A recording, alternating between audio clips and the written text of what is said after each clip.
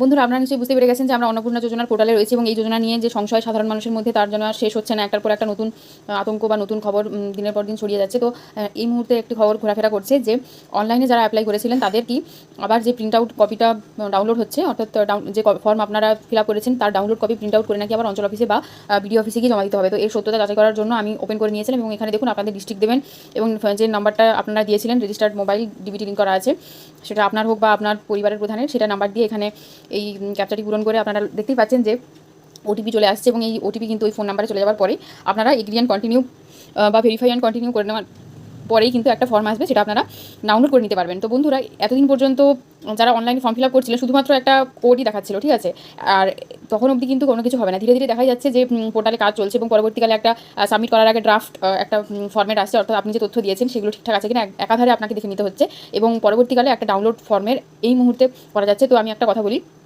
এই মুহূর্তে কোনোরকম কোনো সরকারি নোটিশ আসেনি যে এই অনলাইনের যে ডাউনলোড করা ফর্মটি সেটা আপনাকে অঞ্চল অফিসে বা বিডিও অফিসে গিয়ে জমা দিয়ে আসতে হবে। তো যেহেতু পোর্টালে এই আপডেটটি পাওয়া যাচ্ছে, তো আপনাদের প্রমাণস্বরূপ আপনারা এটা ডাউনলোড করে রাখতে পারেন এবং পরবর্তীকালে যদি কোনোরকম কোনো সরকারি নোটিশ আসে তখন আপনারা জমা দিতে পারেন।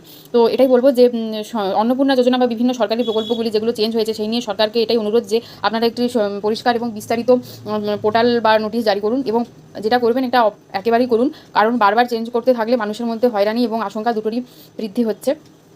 তো এটাই ছিল আজকের ভিডিও এবং অন্নপূর্ণা যোজনা নিয়ে আপনারা সবাই জানেন যে প্রথমে অফলাইনের জন্য জমা করা হচ্ছিল এবং পরে বলা হয় যে অফলাইনে যারা আপডেট করে ফর্ম ফিল আপ করেছেন তাদের নাকি ঘুরে আবার অনলাইনে করতে হচ্ছে। তো এরকম কোনো ব্যাপার নেই এবং তারপরে আবার এটা একটা নতুন খবর, অনলাইনে আবার ফর্ম ফিল আপ করবার পরে যে ডাউনলোড অপশানটি আসছে সেটা নাকি আবার বিডিও অফিস বা অঞ্চল অফিসে দিতে হবে। তো বন্ধুরা, এটাই বলবো যে অনলাইনে অ্যাপ্লাই করুন বা অফলাইনে অ্যাপ্লাই করুন, যাই করে থাকুন না কেন, যে জিনিসটা হচ্ছে মেন বিষয় সেটা হলো যে শেষের যে কাজটা অর্থাৎ আপনার যে ডেটা সেগুলি কিন্তু অনলাইনেই আপলোড হবে বা আপডেট করা হবে। তো সেটা সরকারের কর্মচারীরা করতে পারেন বা আপনি নিজে অনলাইনে দিতে পারেন। তো এটার উপরে নির্ভর করছে। আপনি যদি অফলাইনে জমা দিয়ে আসেন সঙ্গে সঙ্গে যদি সেটা ডিজিটাইজড হয়ে যায় সেই ডেটাগুলি, তাহলে পরবর্তীকালে যদি আপনি অনলাইনে গিয়ে আবার রেজিস্টার করতে চান এবং ওই সেম মোবাইল নাম্বার দিতে চান বা সেম ডিটেলস দিতে চান, তো ওখানে আপনাকে দেখাবে যে your data is already verified বা অলরেডি সাবমিটেড।